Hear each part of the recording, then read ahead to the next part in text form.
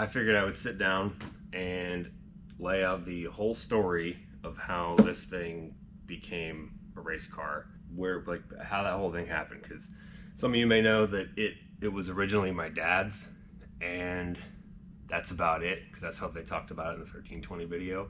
Just to clear it out right now, no, I did not buy this thing at first.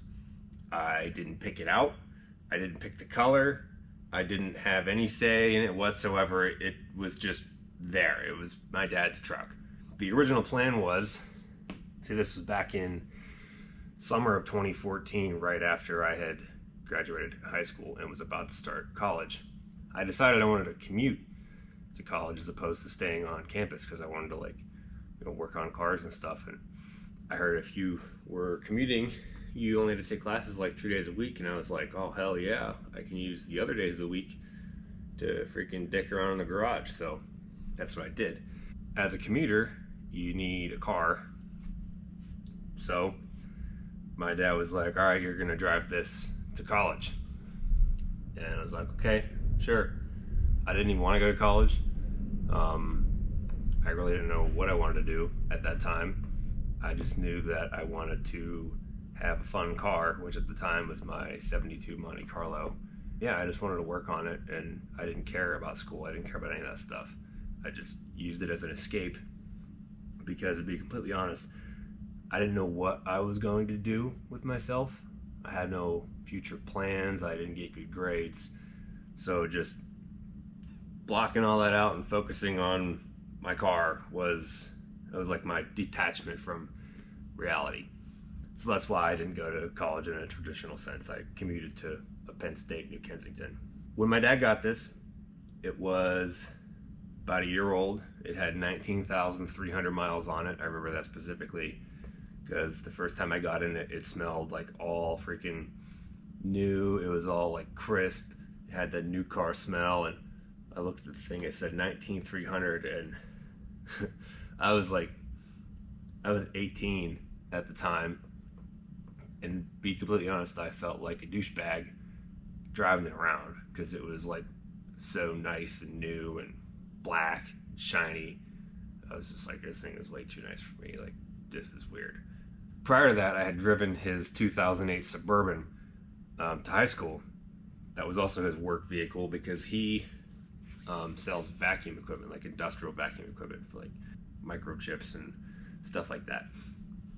And he had a Suburban my entire life growing up. Like, he had a 95 Suburban, then he had an 03 Yukon XL, then he had an 08 Suburban that eventually became my first car.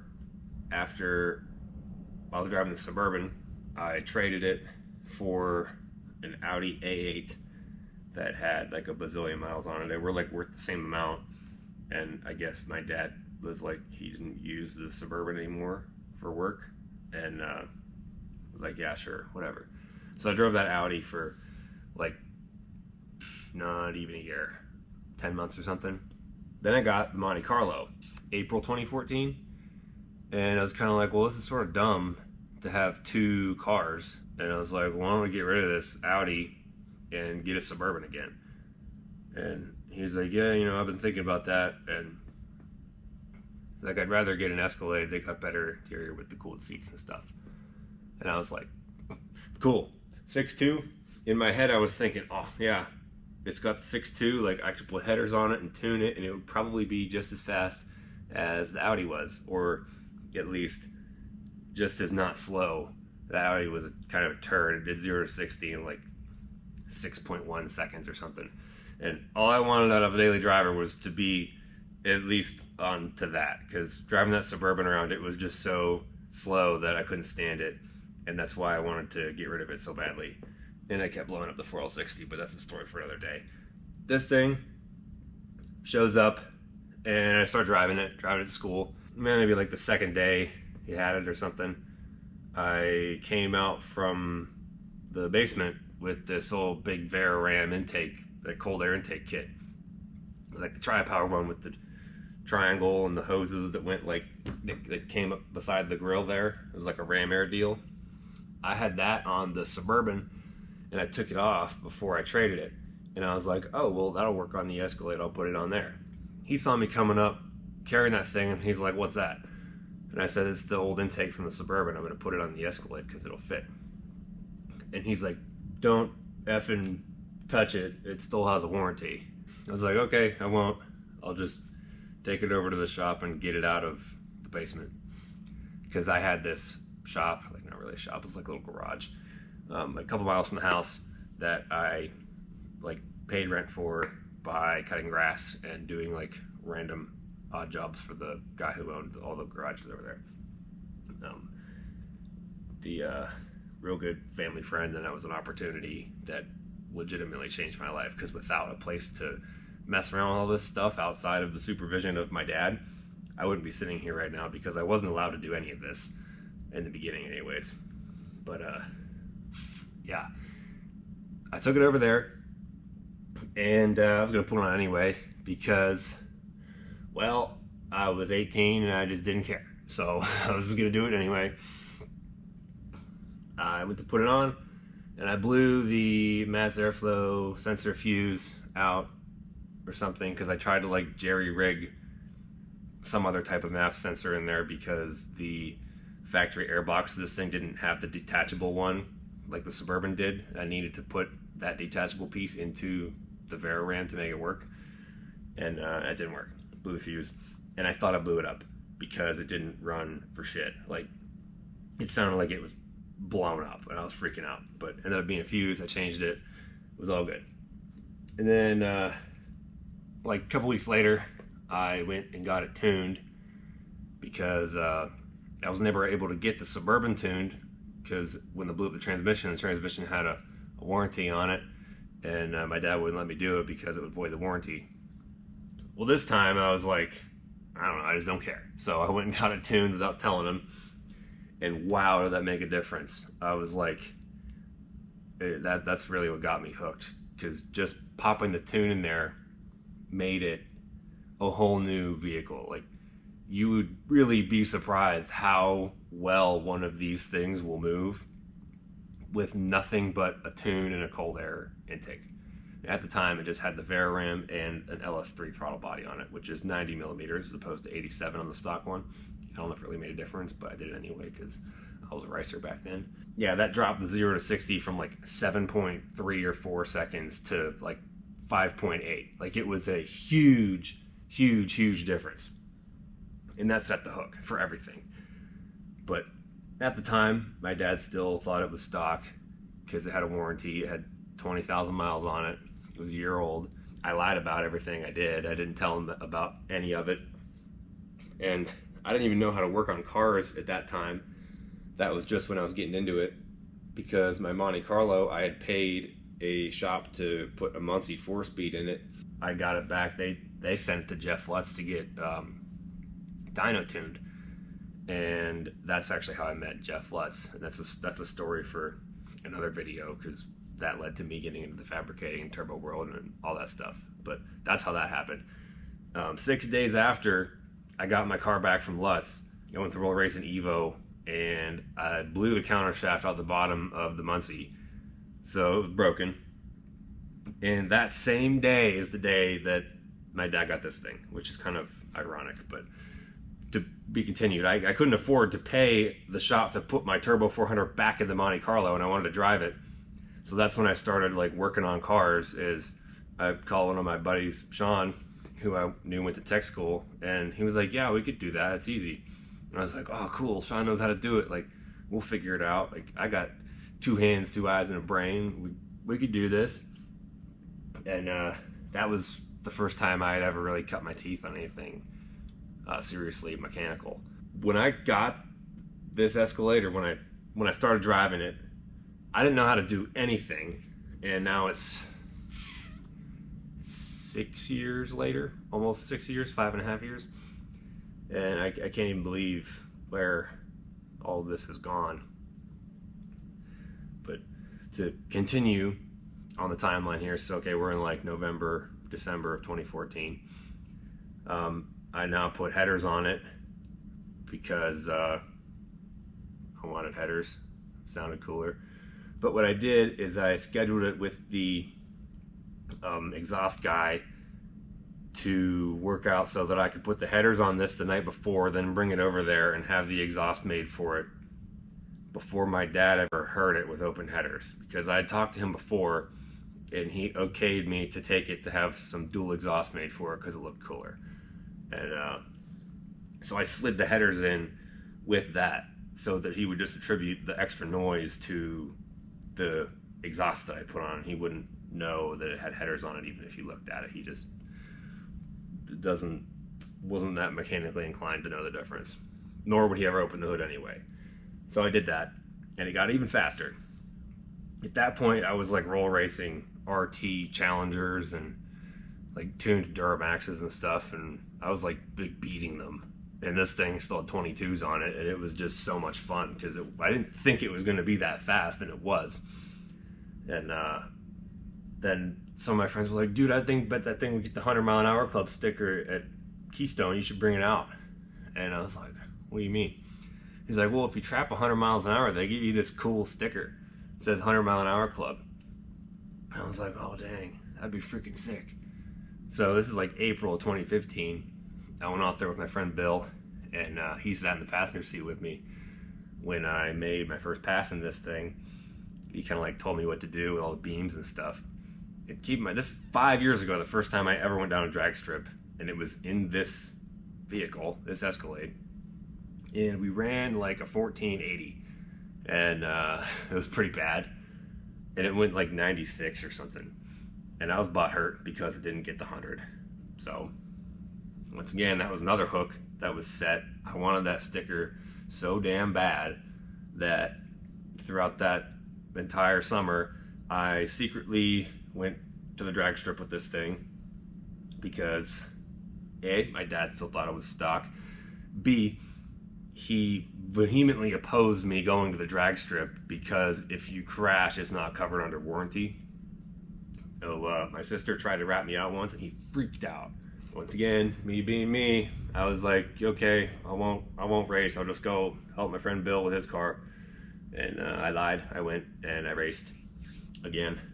I kept doing that the whole year, and it got to the point where I went and got I like took all the seats out. I got some junkyard 17-inch wheels and went dumpster driving for some tires to fit on there and to like get the rotating weight down, because I would at that point it was running like 1430s, and I was like, okay, if I rip all the seats out and put these wheels and tires on it, I bet I'll get into the 13s and I'll get that 100-mile-an-hour club sticker, because it was doing like 98 at that point, like once I started getting a little better with it and better weather and whatnot.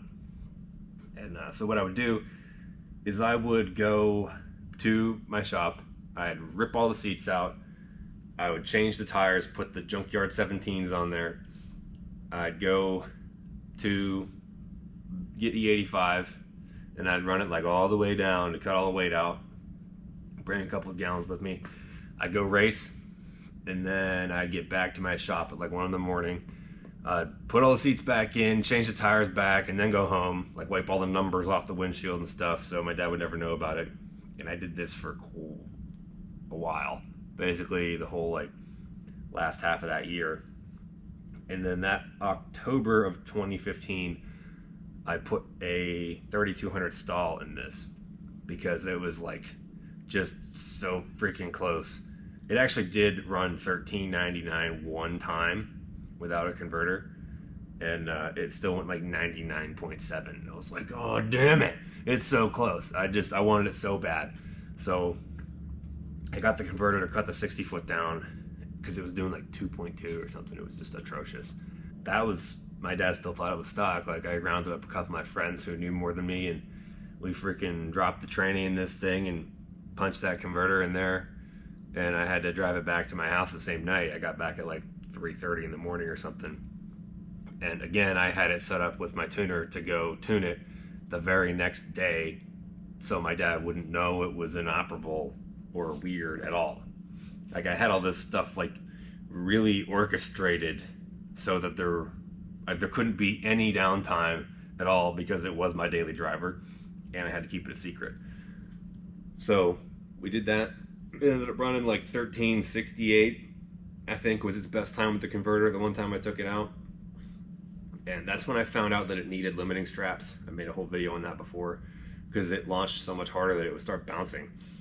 And with all the seats gone, the junkyard 17s on it, on like freaking a quarter gallon E85 left in the tank, I got the 0 to 60 to like 4.7 seconds. That was substantial, because at the time an SRT8 Jeep, this is before Trackhawks, would do like 4.6 or something. And that's really where I wanted to be. I wanted to be as fast as an SRT8 Jeep. That was like my benchmark. You know, it had headers and it was all geared up. Next logical step was a camshaft. So I had actually met a guy named George Messer. He did drag week and stuff with his turbo Silverado, and he knew a dude who sold his LSA blower kits. They were a lot cheaper than I had expected. I didn't know enough about them to like piece the whole thing together myself. So I had saved up enough by that March to buy one, pulled the motor out of this thing in my shop while my dad was out of town. I waited until he was out of town so there would be no questions. I used a different car to go to school because I got rid of the banana clip oil pump thing, and I want to do it all right. There was no corner cutting this. I couldn't screw it up, because if I had asked my dad if I could do this, he would have said no.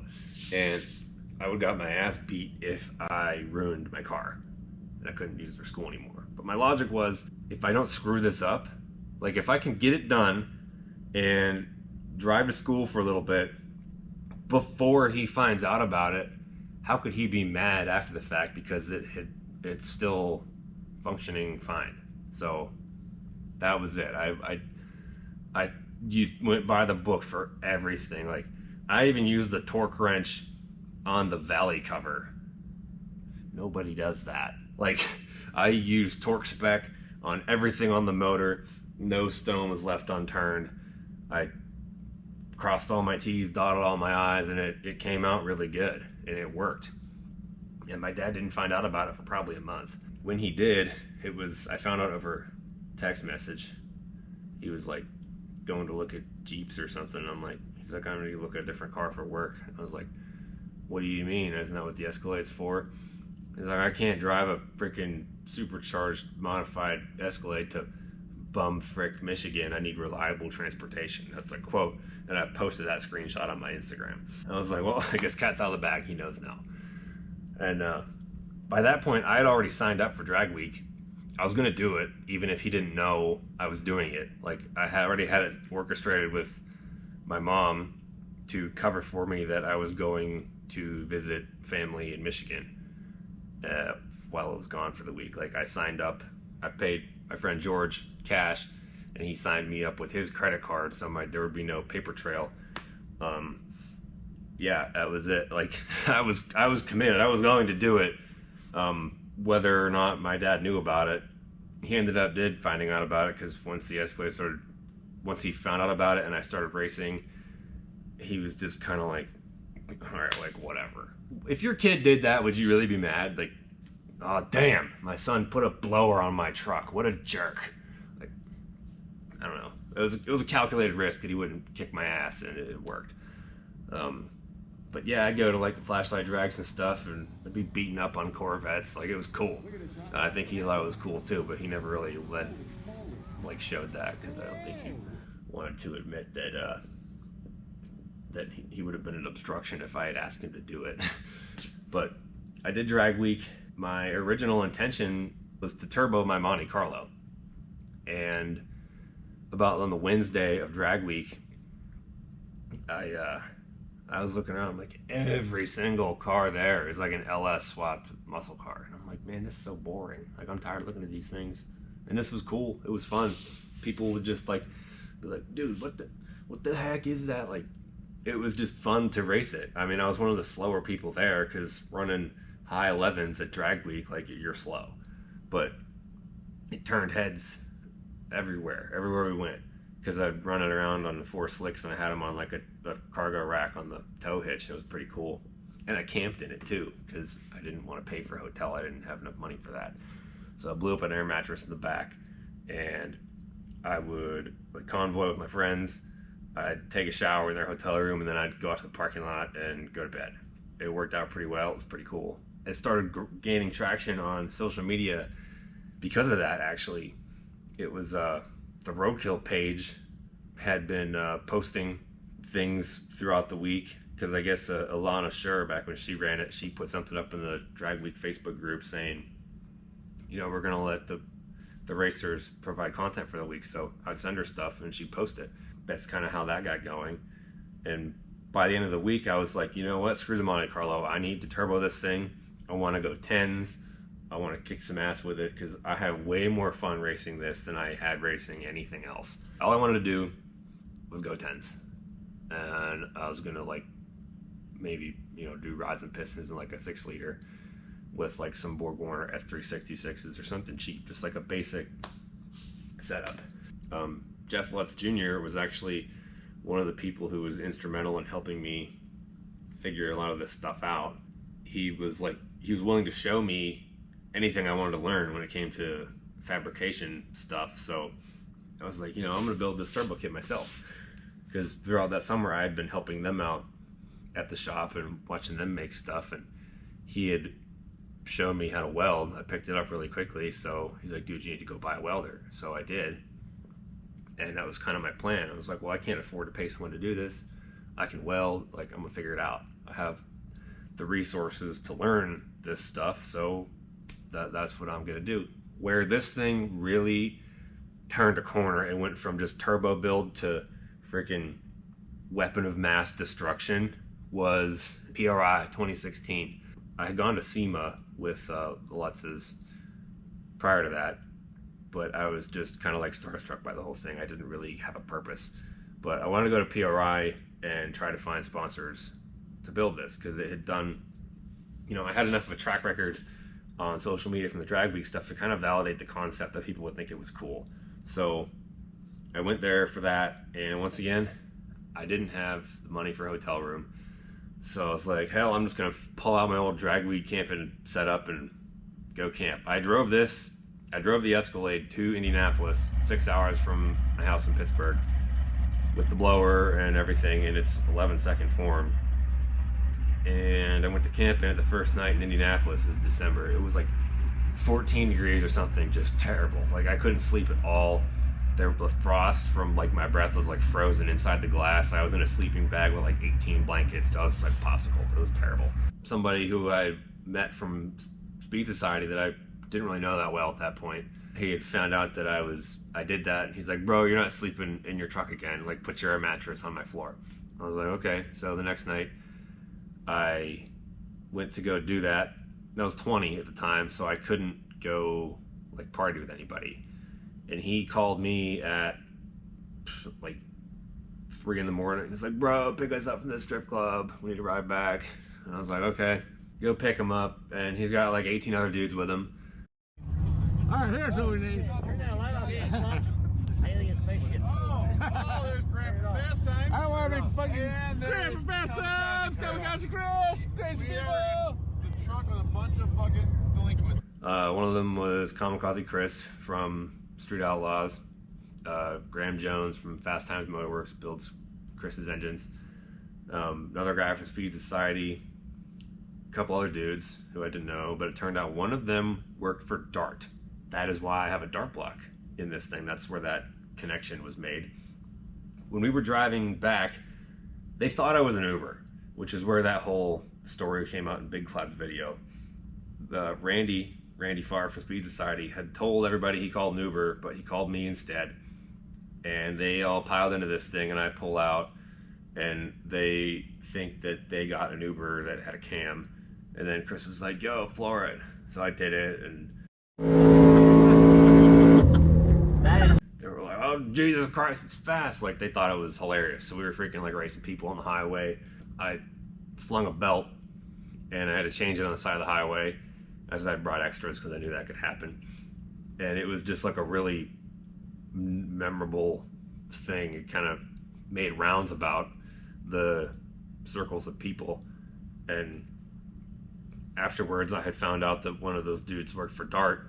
So in like January or something, I called him, and it was like, oh, hey, what's up, man? Like, I didn't know his name, but I figured I'd traced it out after the fact.